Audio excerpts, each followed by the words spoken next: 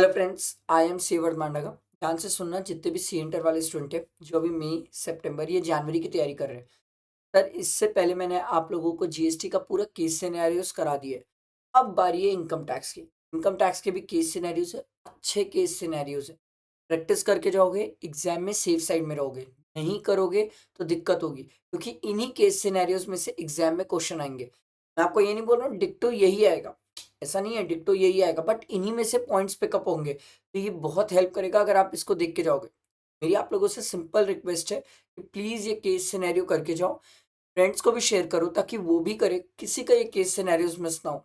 ठीक है, चलो लेट्स स्टार्ट, टाइम वेस्ट नहीं करते सर। ठीक है, इनकम टैक्स के केस सिनेरियोस देखते हैं। ये इनकम टैक्स का है, मैंने लास्ट टाइम जीएसटी का कराया था। ठीक है, चलो देखते हैं केस सिनेरियो। ये रहा केस सिनेरियो पहला। ऐसे हमारे पास मेरे ख्याल से 35 या 30 केस सिनेरियोस है। बहुत है, इनकम टैक्स में भी बहुत सारे करना है, तो प्लीज रिक्वेस्ट है पेशेंस रखना और बहुत सारे केस सिनेरियोस करना। ठीक है, चलो लेट्स स्टार्ट। तरीका वही रहेगा सर। पहले हम क्या करेंगे, क्वेश्चन आके पढ़ेंगे नीचे। पहले नीचे क्वेश्चन पढ़ने से क्या होता है, हमारा थॉट प्रोसेस दिमाग में क्रिस्टल क्लियर रहता है कि हमसे क्वेश्चन में क्या पूछ रहे हैं। उससे जो हमारा केस सिनेरियो पढ़ने का तरीका होता है ना, वो बहुत क्वालिटी का होता है। इससे हमारा दिमाग आलतू फालतू चीजें नहीं सोचता, बहुत प्रिसाइज जो चीज चाहिए वो सोचता है। क्वालिटी ऑफ थिंकिंग अच्छी होती है, आंसर बहुत ज्यादा चांसेस है कि परफेक्ट आए आंसर। ठीक है, इसलिए ये अप्रोच फॉलो किया करो। जीएसटी में मैंने पूरा यही अप्रोच सिखाया है। अब बारी है इनकम टैक्स की। देखो sir, based on the fact of the case scenario given above, choose the most appropriate answer तो फॉलोइंग क्वेश्चन। देखो, what is mister Shashikant residential status. तो एक तो मुझे ये समझ आ गया सर कि वो मुझसे क्या चाहता है, रेसिडेंशियल स्टेटस। दूसरा हमसे चाहता है सर टोटल इनकम। ठीक है, और तीसरा वो हमको ये बोल रहा है सर, अरे बाप रे, तीसरा तो एक सिनेरियो बना के दिया है, वो सिनेरियो देखना है। और चौथा मिनिमाइज इज टैक्स लाइबिलिटी बोल रहा है सर। ठीक है, तो उसकी कम से कम टैक्स लाइबिलिटी है, ये हमें सीखना है। ये वाला पॉइंट अच्छा है sir, minimise the tax liability, इसमें कुछ चीजें आप सीखोगे सर, तो ध्यान दो। लेट्स स्टार्ट, टाइम वेस्ट नहीं करते। देखो क्या बोल रहा है, mister Shashikant, age 45 year, age काम की है सर क्योंकि टैक्स लाइबिलिटी निकालना है, is an Indian citizen, nice, and a member of the crew of the Singapore bound Indian ship engaged in the carriage of passengers in the international traffic departing from Chennai port on 29th May 2024. Nice, ठीक है। Ship का case है, याद है residential status. Ship के case में अपन कितना देखते हैं, प्रीवियस ईयर में 182 days plus 365 days preceding 4 previous year में।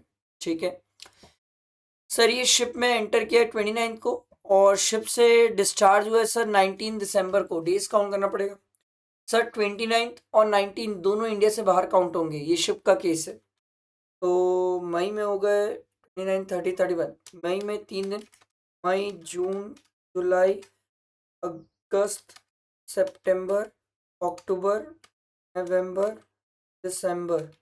सर 205 डेज आ रहा है सर, तो 205 डेज ये बाहर है, तो 365 माइनस 205, ये कितना आ जाएगा सर, ये आपका आ जाएगा 160। 160 डेज ये इंडिया में, तो ये तो हो गया भाई साहब नॉन रेसिडेंट। अब उससे पहले ये 365 रहे, उससे हमें कोई फर्क नहीं पड़ता, ये हो गया नॉन रेसिडेंट। तो पहले क्वेश्चन का आंसर तो आपका मिल गया सर, रेजिडेंशियल स्टेटस पूछा था ना, तो भाई नॉन रेसिडेंट। अब उसकी टोटल इनकम देखना है, आगे बढ़ते हैं। वो आपको दिया हुआ है स्टेट इन इंडिया, ये सब बकवास है। He received a salary of 7,20,000 in the NRE account. Sir ये एग्जाम्प्ट होता है एनआरई अकाउंट में जो पैसा इसने रिसीव किया है। ठीक है, he has also furnished the detail of other income earned by him during the previous year 24-25। देखो, dividend declared by X Limited, a Singapore company, the same was received by him in Singapore। Sir taxable नहीं होगा, non resident है, याद रखना। Agriculture income from land in Pakistan received in India, अब taxable है। Rent receive from house property in Chennai, gross दिया हुआ sir, ये भी टैक्सेबल है, बट 30% माइनस कर लेना, तो 3,60,000 माइनस 30% प्लस 2,50,000, ये दोनों को ऐड करने के बाद आ रहा है सर 5,02,000। ठीक है, तो हमसे तो इनकम पूछा था ना, लो भाई टोटल इनकम 5,02,000। इसके बाद नेक्स्ट क्वेश्चन देखो, assume for the purpose of answering this question that Mr. Shashikant has transferred his house property in Chennai to his minor child minor married daughter on 1st April 2024 and his wife is a housewife and does not have any other income. The minor married daughter receives the rent from the house property. In such case, what will be his total income if he has shifted out of the default tax regime under section 115 BAC? Normal scheme से चलना चाहता है sir, यहाँ पर आपसे इसकी total income पूछ रहा है। एक मस्त वाली बात है सर, यहाँ टोटल इनकम है। यहाँ आपसे सेक्शन 27 की बातें नहीं कर रहा है, डीम्ड ओनरशिप की बात नहीं कर रहा है। आपसे सिंपल पूछे भैया मुझे इनकम बताओ, ओनरशिप वगैरह से मुझे कोई मतलब नहीं है। तो मैं बोलूँगा सुनो भाई, देखो अगर इनकम की बात है तो यहाँ पर तो इनकम क्लबिंग हो जाएगी सर सेक्शन 64 में, क्योंकि इनएडिक्वेट कंसिडरेशन में आप ट्रांसफर करते हो, कंसिडरेशन ही नहीं ले रहे हो, आप तो ले ही नहीं रहे हो। तो सर इस केस में क्लबिंग हो जाएगी, और क्लबिंग होगी तो बच्चा है, बच्चे के केस में आपको सर सेक्शन 1032 पिक्चर में आएगा और 1500 की एग्जेम्पशन मिल जाएगी। तो सर 5,02,000 जो आपने निकाला, इसमें 1500 आप माइनस कर लो, तो ये आ जाएगा आपका 5,05,000। आया समझ, बैठा दिमाग में, सिंपल। देखो next, Mr. Shashikant would like to minimize his tax liability and consult you to compute the amount for the same. अब वो टैक्स लाइबिलिटी निकालना चाहता है, तो टैक्स लाइबिलिटी अपन सर 5,02,000 के हिसाब से निकालेंगे। अब ये 5,02,000 के हिसाब से जब टैक्स लाइबिलिटी निकालेंगे तो इसमें दो बातें, मिनिमाइज इज टैक्स लाइबिलिटी लिखा है ना, एक है नॉर्मल प्रोविजन, एक है 115 BAC। ठीक, अब देखो नॉर्मल प्रोविजन की बात हो तो सर 5,02,000 में टैक्स निकाल लेते हैं। नॉन रेसिडेंट है, याद रखना नॉन रेसिडेंट है, 2,50,000 का स्लैब लगेगा, माइनस 2,50,000, नेक्स्ट 2,50,000 में 5% और बैलेंस में 10% प्लस 12500 प्लस 4%, तो ये आ रहा है सर 13,208। इसको राउंड फिगर कर लो 13,210। ठीक है, ये एज पर नॉर्मल प्रोविजन। और 115 BAC है सर।